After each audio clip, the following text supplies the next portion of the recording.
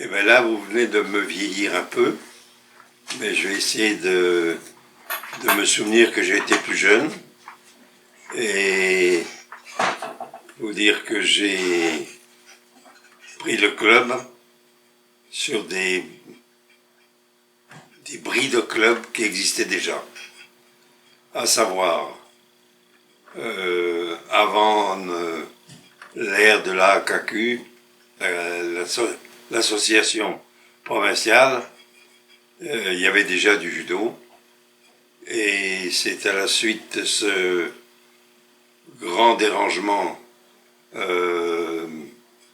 causé par des dérives de notre prédécesseur qui était Marc Scala, que beaucoup ont quitté, et que M. Jacques Abou, un très jeune judoka, venait juste de passer sa noire, et il était comme surveillant au collège Stanislas, et c'est là qu'il a commencé à faire le judo, qui est devenu plus tard le club à Kodokan. Ensuite, comme les gens ne pouvaient pas aller les fins de semaine au collège, parce qu'il n'y avait pas d'assurance pour les étrangers, enfin quand je dis des étrangers, pour les gens n'étant pas du collège, Louis-Georges Arpin, qui était un homme très actif, très connu et très influent en Montréal, a pu dégoter une salle de scout au collège, à la paroisse Sainte-Madeleine, pour recevoir les gens qui n'étaient pas du club Stanislas. Mais les gens de Stanislas pouvaient venir le samedi. Et c'est comme ça que ça a commencé. Mais il n'y avait toujours pas de nom. Alors, Louis-Georges, avait écrit un petit mot, parce qu'à cette époque-là, on écrivait, et à maître Michigami, en France, en lui demandant s'il pouvait trouver un nom. Et maître Michigami lui a dit, écoutez, si ça ne vous fait rien, prenez mon prénom, Aku. Et ça va faire Aku Dokan. Et c'est Aku Dokan. Donc, quand je suis arrivé de France, où j'étais venu pour un an, suite à la demande de plusieurs judokas québécois, j'ai dit, on va garder ce nom-là, surtout que M. Michigami avait été également un de mes profs. Voilà, alors ça a commencé comme ça, et malheureusement, peu de temps après, les scouts ont eu gain de cause, il a fallu dégager de cet endroit. Donc, catastrophe, on a erré de loisir en loisir dans Outremont, sur des tapis, et quelquefois même pas de tapis du tout. On faisait quand même du judo. Et puis à un moment donné, j'ai dit non, il y en a marre, ça suffit, on s'en va dans le mur, j'ouvre mon propre club. Et c'est là qu'en me promenant à quelques pas de où j'habitais à cette époque-là, j'ai trouvé un grand garage, en fait c'était un petit entrepôt, et avec l'aide de mes cousins que j'avais ici, qui étaient dans la construction, électricité, etc., en 2 semaines, on a mis le dojo prêt à recevoir les gens. Et Louis-Georges Arpin a fait un petit peu de publicité. Et j'ai découvert qu'il y avait beaucoup d'immigrants qui avaient déjà fait du judo, qui étaient venus ici, qui n'en faisaient plus, et qui sont venus se joindre à moi. Ah, j'étais très heureux parce que le groupe a augmenté très vite. Malheureusement, l'hiver, il fallait déblayer toute la ruelle à la pelle avant d'arriver à la porte du garage. Et chacun est arrivé le soir, judogi judo, et la pelle à la main pour aller jusqu'au garage. Et en 1966, le bail finissait. Et puis là, ben, j'ai dit, qu'est-ce qu'on va faire? Et j'avais ouvert un petit club dans Annecy. Et en me promenant, je jouais local à louer au-dessus d'un garage Babin Automobile. Alors ben, je dis, tiens, on peut aller voir. Je suis allé voir. C'était dans un drôle d'état. Tout noir, tout dégueulasse. J'ai dit, allez, on le prend. Et avec l'aide de plusieurs, Henri Lopez, Jacques Chalignac, Bernardin et plusieurs autres, on travaille jusqu'à 2 heures du matin. Et après le travail, bien sûr. Et on a finalement ouvert le club. Et à ma grande surprise, on était près du métro, à 2 minutes du métro, mais sans le savoir. Et c'est là que le dojo est vraiment parti. On avait encore des tatamis de paille et une bâche. Donc le dojo était divisé en deux. Un endroit pour faire le sol, un endroit pour faire le judo debout. Et par la suite, en 1976, on a eu des véritables tatamis et on a renippé un peu le dojo qui est devenu à cette époque-là le dojo principal. Il y avait un dojo qui était deux dojos qui étaient plus anciens que nous, qui étaient actifs. Le dojo de M. Okimura, qui s'appelait le Seidokan, qui est maintenant fermé, et le dojo de René Lalonde, qui malheureusement est décédé il n'y a pas longtemps, mais qui est fermé depuis fort longtemps, qui lui attirait beaucoup de gens dans la journée, avec tous les Européens qui travaillaient dans la restauration, dans le bas de la ville. Voilà. Alors on peut dire que en ce moment, on est le club le plus ancien actif de la AKQ. J'ai dit AKQ, mais c'est pas bon. C'est ACNJKQ. Alors ça, c'était un autre truc. Après, on a fondé une fédération, parce qu'il n'y en avait pas. Disons qu'à cette époque-là, il y avait un monsieur qui travaillait avec René Lalonde, qui était quatrième dan, qui s'appelait M. Jean Beaujean.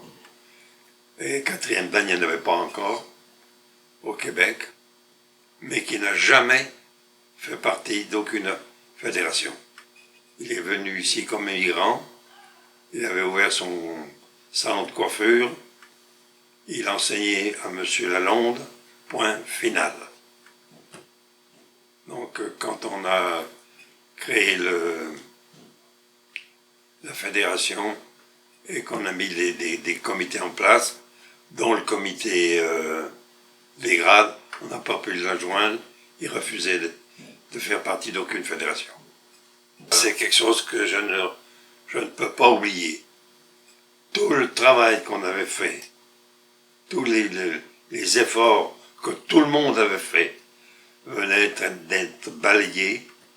C'était un accident bizarre et tout avait été détruit. Alors tout avait été détruit, c'est-à-dire tous mes diplômes, toutes mes photos, j'avais ramené d'Europe et d'Afrique du Nord, où j'ai résidé quand même assez longtemps, et il ne me restait plus rien. Mais j'ai eu un jeu de neuf et on est reparti. Voilà. Et après, maintenant, il y a eu un deuxième feu, un peu moins grave, mais encore très dur à avaler. C'était le deuxième coup de marteau. Je ne peux pas oublier. Il y a eu des choses qui m'ont marqué, j'ai eu des joies, des gens qui ont remporté des championnats, des gens qui n'étaient pas doués pour le judo, qui ont fait du judo des années avec beaucoup de plaisir. Ça, c'était mon côté récompense. Et puis, j'ai eu des déceptions, des gens qui n'ont pas été tout à fait corrects avec moi, mais ça fait partie de la vie, c'est pas plus grave que ça. À peu près 2 semaines d'avis, on a dû quitter le dojo d'Henri Bourassa. Et qu'est-ce qui se passe? Où est-ce qu'on va? J'ai failli fermer. Et en passant, je vois ici bâtisse à vendre. J'ai pas de sous. J'ai dit, qu'est-ce que je fais? Pas de sous. Je suis allé à la banque et des amis m'ont prêté de l'argent que j'ai rendu dans l'année. Il y a eu toutes sortes de commerces ici. Mais il y avait une piscine qui était en pleine construction, qu'il a fallu faire renflouer en bas. En haut, il a fallu tout arranger. On a fait enlever une poutre parce que ça gênait pour la pratique. Un endroit où ça ne se voit pas. Donc il y a une colonne en haut, il y avait une poutre. Donc on a dû tout aménager. C'était beaucoup de travail encore une fois. Mais j'ai eu beaucoup de satisfaction. Il y avait beaucoup de monde. Comme aujourd'hui, il y en a encore beaucoup. J'ai remarqué lundi, vous étiez 47. C'est un très bon signe de santé et j'en suis très heureux. Je viens pas souvent, mais quand je vois tout ce bon monde pratiquer, pour moi, je rentre à la maison, je suis content. Dès maintenant, il faut déjà préparer des relèves. Des relèves pour l'enseignement, des relèves pour les compétitions, des relèves pour tous les niveaux. Il ne faut pas attendre d'être devant le mur. C'est maintenant qu'il faut pointer les gens et commencer à les orienter et leur ouvrir les portes. Ça, c'est très important. Et vous allez être surpris de voir qu'il y a des gens qui vont suivre. Si on ne leur offre pas la possibilité, ils vont rester dans leur coin. Par contre, si on va les chercher, il y a des chances. Et puis, il faut vous attendre à avoir des déceptions, comme tout être humain. Vous êtes une organisation, les organisations ont des déceptions également. Mais c'est la vie.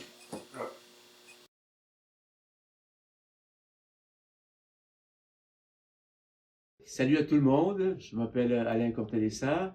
J'ai découvert la Kudokan comme par hasard.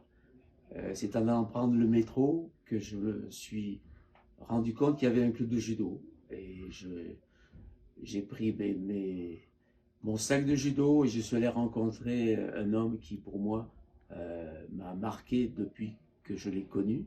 Un homme remarquable qui m'a enseigné, qui m'a guidé dans le judo.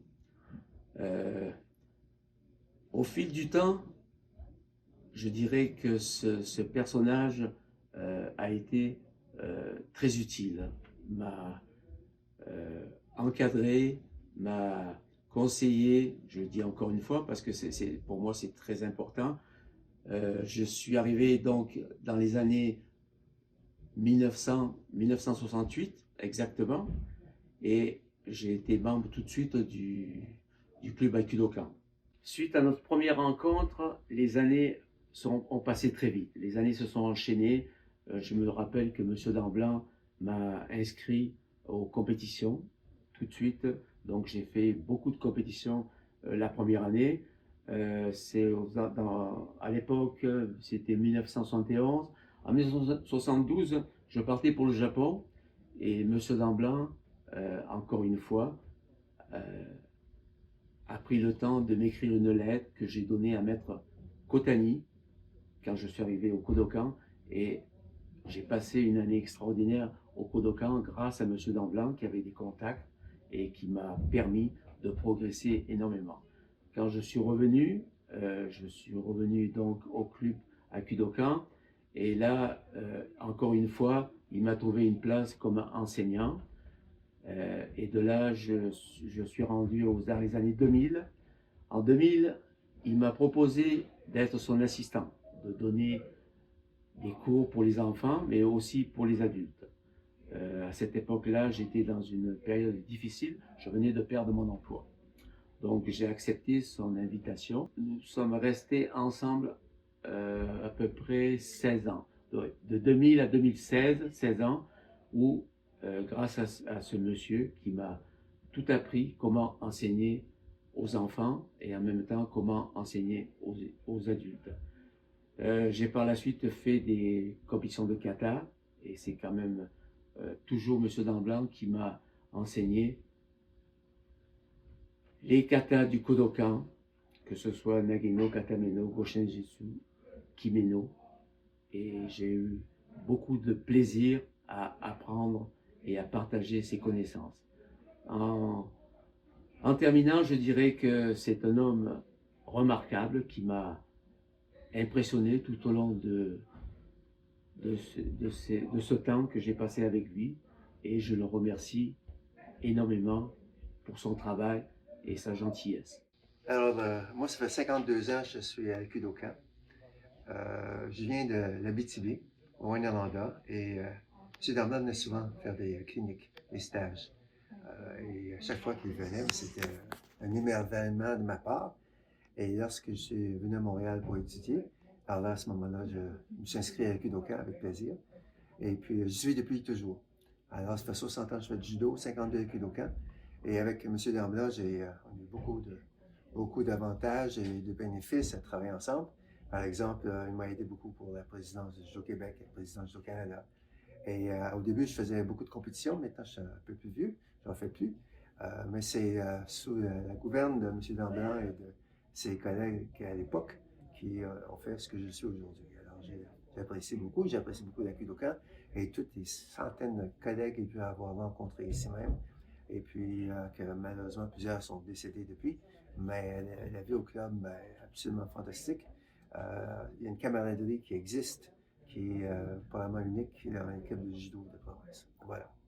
Bonjour, alors moi c'est Brigitte Lastrade. Je suis au club depuis, oh mon Dieu, depuis mes 15-16 ans. Avec Monsieur Damblanc. J'ai commencé le judo avec un de ses élèves, Monsieur Marc Richelme. Et puis, je suis arrivée ici, ceinture noire quand même, effectivement. Et on a vécu tellement d'aventures avec Monsieur Damblanc et puis tous les membres du club aussi. Je pense aux Olympiques de 92, évidemment, avec qui j'ai pu partager là, ces joies, mais des peines aussi, parce que disons que j'ai pas tout à fait réussi ce que je voulais faire, mais c'était un grand moment quand même. J'étais chanceuse, il était présent. Donc, on a eu de beaux moments comme ça en compétition. J'ai aussi été au Japon avec M. Damblanc, là, où on a célébré ma médaille de bronze. D'ailleurs, où est-ce qu'il m'a offert une belle statue parce qu'on était dans une ville qui faisait on appelle ça les poupées de Hakata, et qui m'a offert une belle poupée d'Akata que j'ai encore, que je vois tous les soirs. Donc, je pense souvent à M. Damblanc grâce à ma poupée. J'ai tellement appris avec lui, j'ai tellement appris avec les membres du judo aussi. J'ai appris la solidarité, l'effort, de gagner, de perdre, de respecter. C'est toutes des valeurs que M. Damblanc nous a inculquées à tous, j'en suis sûre. Et puis, il nous a montré à être patient, résilient, mais aussi actif, fonceur. Il m'a modelé, en tout cas, je peux dire ça. Je pense qu'il y a une bonne partie de moi qui a évolué avec ses enseignements. Le club, c'est sûr que c'est M. Damblanc, mais c'est aussi tous ceux avec qui j'ai fait du judo, avec qui j'ai vécu des moments intenses, avec qui on a ri, on a pleuré, on s'est fait mal, on a gagné, on a perdu, on a eu des espoirs, on s'est encouragé. En tout cas, c'est vraiment un 10-15 ans de ma vie, 15 ans de ma vie vraiment là, au niveau compétitif qui a été formidable. Puis je le dois à beaucoup de personnes ici à la Kudokan. Et puis après, après ma carrière de sportive, je suis quand même venue un peu moins souvent, il faut dire, mais quand même, j'ai gardé un lien avec le club. Et puis, je suis revenue faire un peu de judo quand mon fils a commencé à faire du judo. Donc, je l'ai accompagné quelques années. Et puis, M. Damblanc en a bien profité pour essayer de me faire faire un autre dan que j'avais pas du tout prévu. Alors, il m'a fait pratiquer mon 5e dan. J'ai pas été capable de dire non. D'ailleurs, j'ai jamais été capable de dire non à M. Damblanc. Alors, j'ai dit oui.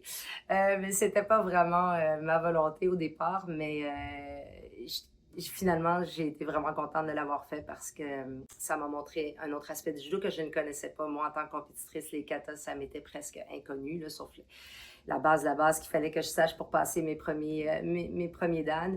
Mais j'ai découvert, c'est ça, une autre facette du judo que j'ai beaucoup aimée, qui était plus de réflexion.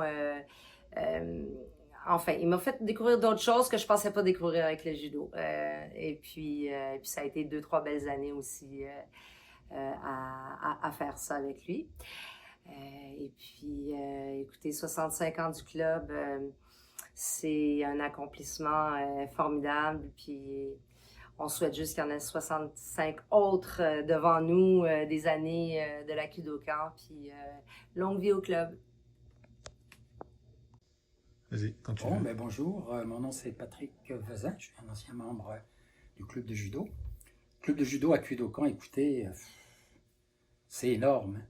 Donc, ce que je pourrais dire déjà au départ, c'est la signification du mot Akudokan. C'est un endroit où on enseigne la pureté.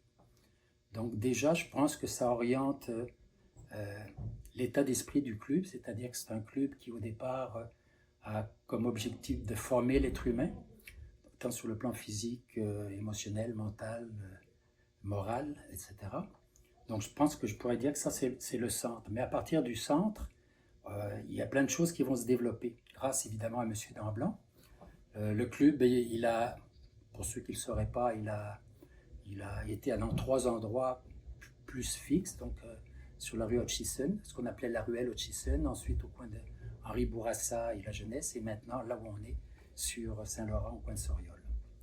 Je dirais que ce qui fait son originalité, c'est que c'est un club qui a développé dans tous les aspects du judo.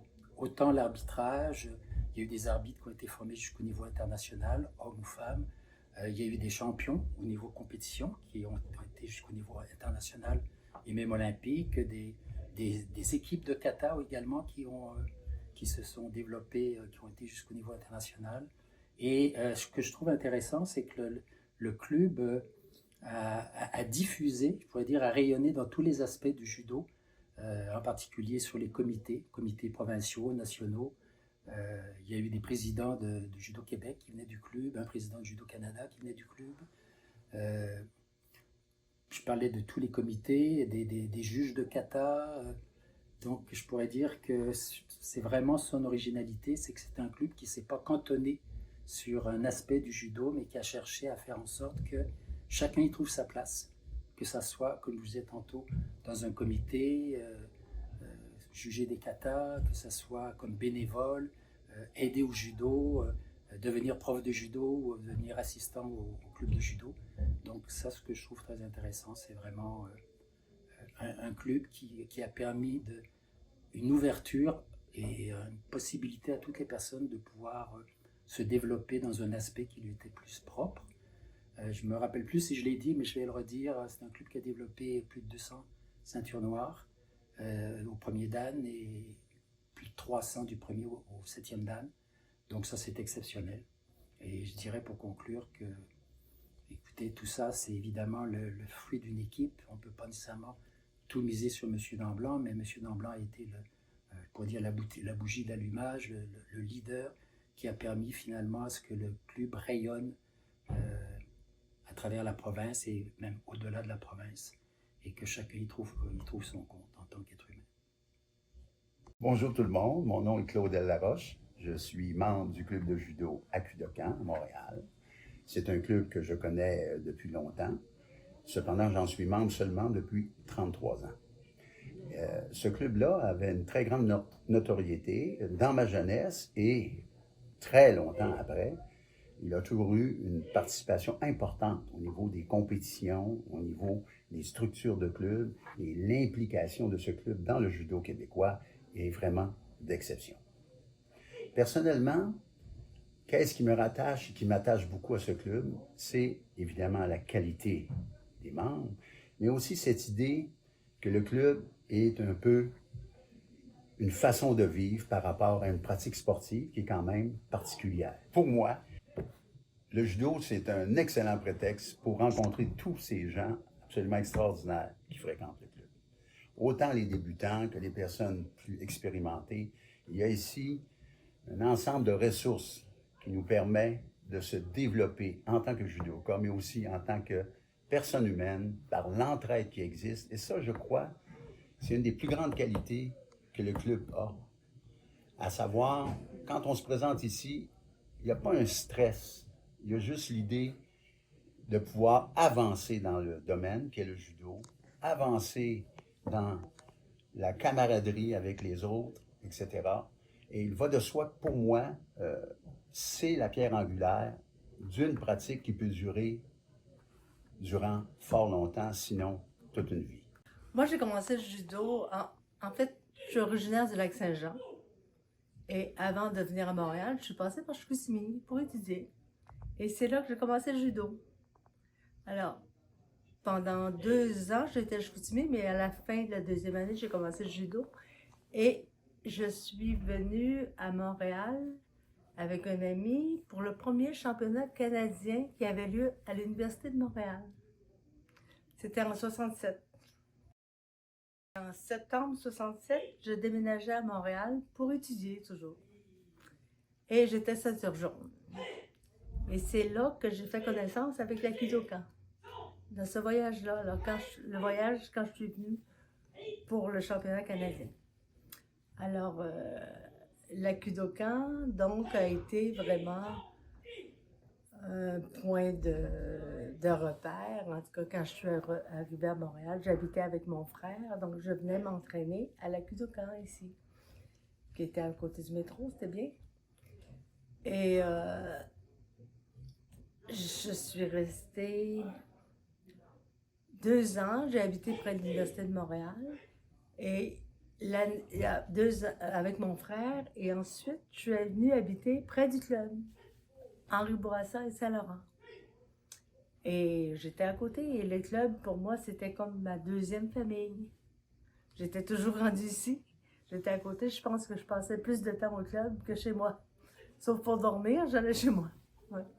Pendant 1 année, je suis repartie au Lac-Saint-Jean pour la famille, parce que ma mère était décédée, donc pour m'occuper de mes frères et sœurs, et je suis revenue après.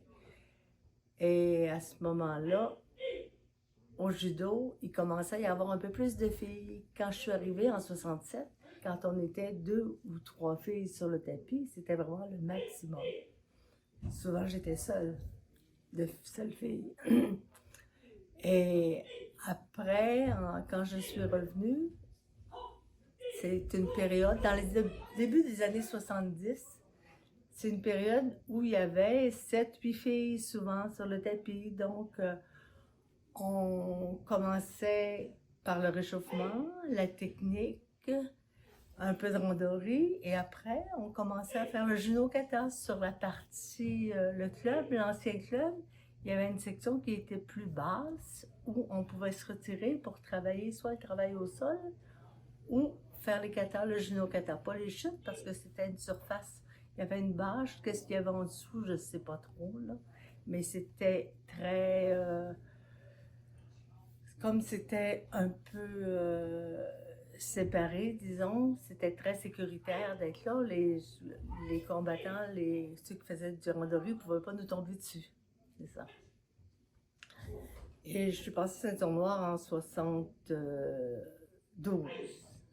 Ouais. Et j'ai vécu vraiment toutes les périodes, des périodes extraordinaires au club. On a eu beaucoup de plaisir, mais aussi des périodes triste où, par exemple, après les Olympiques de 76, il y a eu un feu au club. Et c'est Gérard Solaire qui a été le premier à découvrir qu'il y avait eu un incendie. Et vraiment, moi, j'ai appris à faire de la construction à ce moment-là, à faire du plâtre. Alors, ça l'a vraiment guidé ma vie. Maintenant, je peux faire toutes ces choses-là. Et je pense que c'est en partie grâce à la Kudokan, qui a été vraiment, qui m'a guidée toute ma vie. Et j'étais là quand même aussi la période où le club a dû déménager. Il était au coin de Saint-Laurent et au coin d'Henri Bourassa et la jeunesse, là, en haut du garage Bavé Automobile. Alors avec Raymond, on a cherché pour trouver un endroit où on pouvait transférer et le club et Jucado, parce qu'à ce moment-là, les deux étaient sur le même étage. Hein. Ouais. Et on a trouvé cet endroit-là ici. Donc, on a essayé de ramasser toutes nos économies, les deux, pour acheter ensemble cette bâtisse. Et c'est vraiment la Kudokan.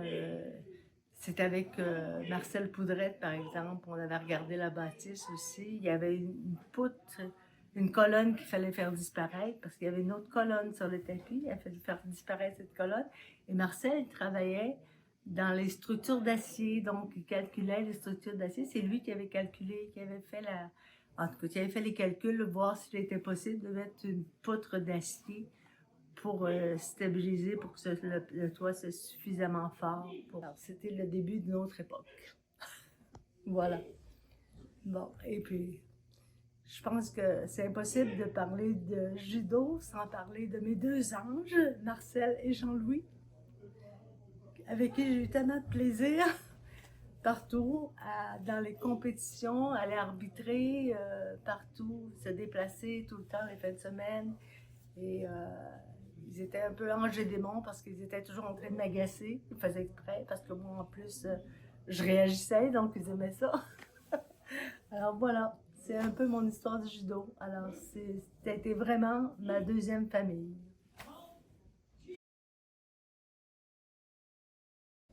Alors, longue vie au club.